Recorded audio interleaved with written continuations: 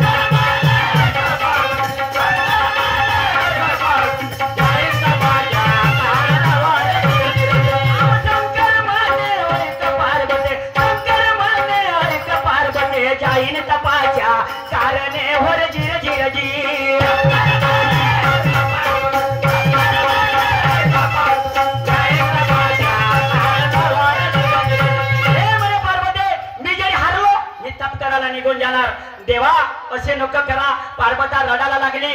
या जगामध्ये माझे पती परमेश्वर तुम्ही आहात. मी तुमचा ध्यास करीन, मी तुमचीच पूजा करीन. तुमच्या शिवाय या जगामध्ये माझा कोणी नाही. पण शंकरजी ऐकायला तयार नाही. हे म्हणे पार्वती आता भाषा फेक म्हणे. पार्वतीने फासा फेकला. काय घडलं बघा.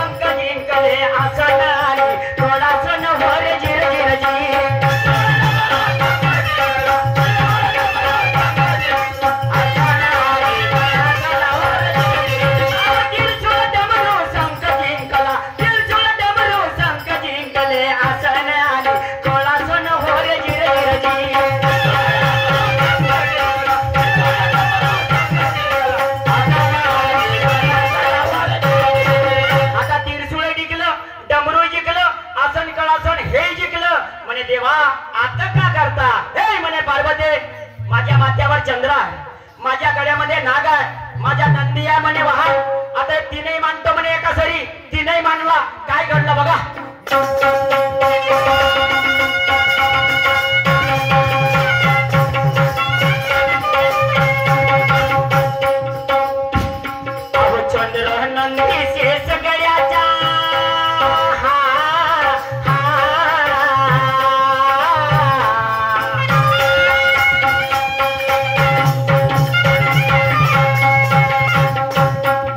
चंद्र नंदी शेष गळ्याच्या तोही बसला हारून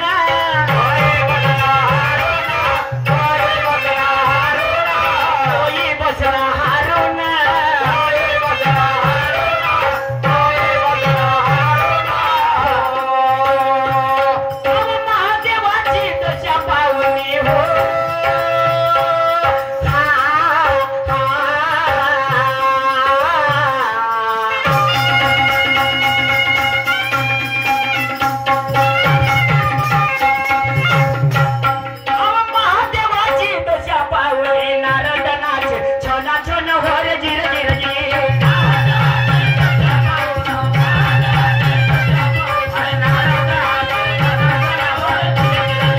महादेवाची तुझ्या पावन महादेवाची तुझ्या पावन नारद नाचे छोना छोन होर जिर जिर जी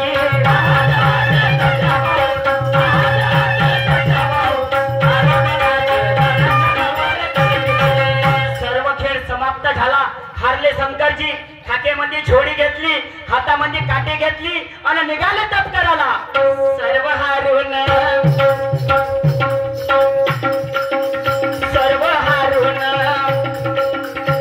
तो शिवोळा साईद्रे करून गोळा मोहमायाच्या तुम्हाला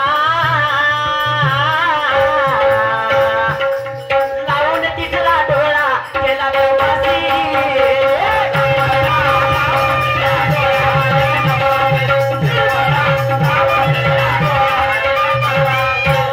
सर्व हारून शिवोळा साईद्रे करून गोळा मोहमायाच्या धुमाळा लावून तिसरा डोळा केला प्रवासी.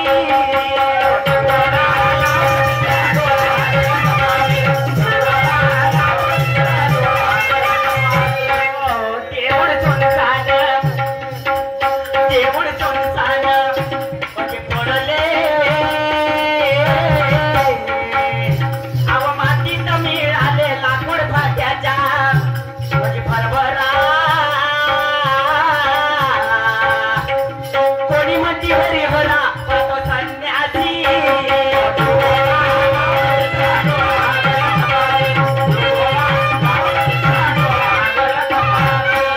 देऊळ संसान म्हणजे पडले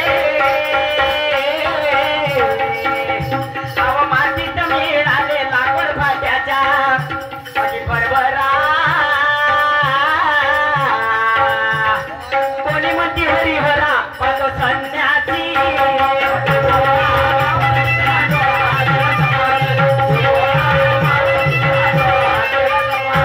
माय बापू आता अंगाला घासण्यासाठी राख नव्हती, अंगाला घासण्यासाठी राख नव्हती म्हणून त्याने 4 खाणी जाळल्या. अंगट पिंगट मुगट आणि उजडी ह्या 4 खाणी जाळून ते राख सर्व अंगाला घासली. 4 खाणीची विभूती केली. सर्व अंगाला घासली आसम गुणाची स्वत जाळली. सर्वज्योतवंतावली स्वत संन्यासी.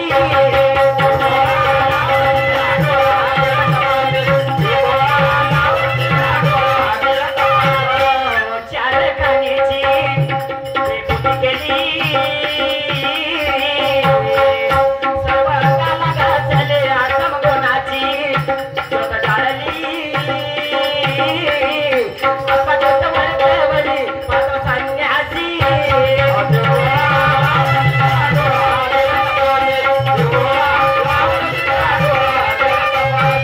आता मनाची करमणूक होण्यासाठी त्याने एक संक तयार केला. तो संक कशाचा होता? ओहम शब्दाचा म्हणजे नजारा.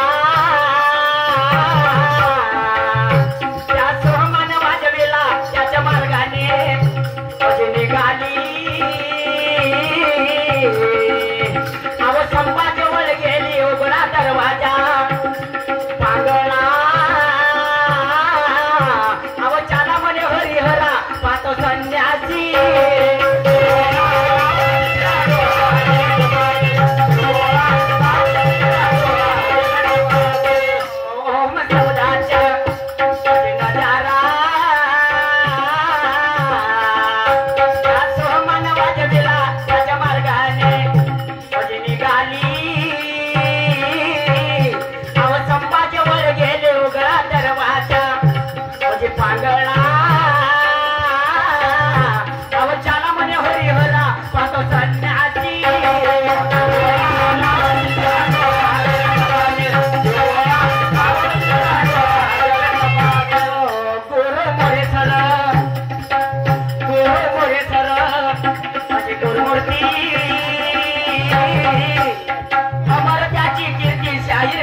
नीलकंठ गावे सभे प्रती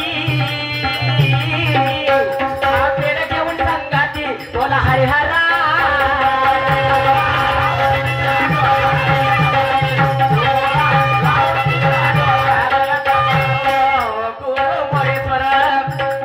गुरुमूर्ती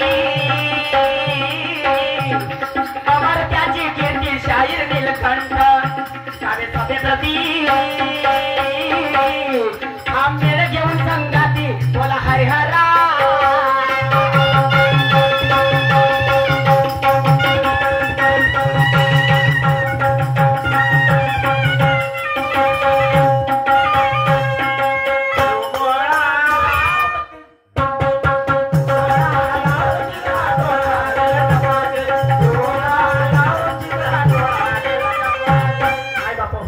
आमची वेळ समाप्त झाली. आमच्या प्रतिस्पर्धी शाहीर निशांत दादा सुखदेवे आपले विचार मानतील. चलो.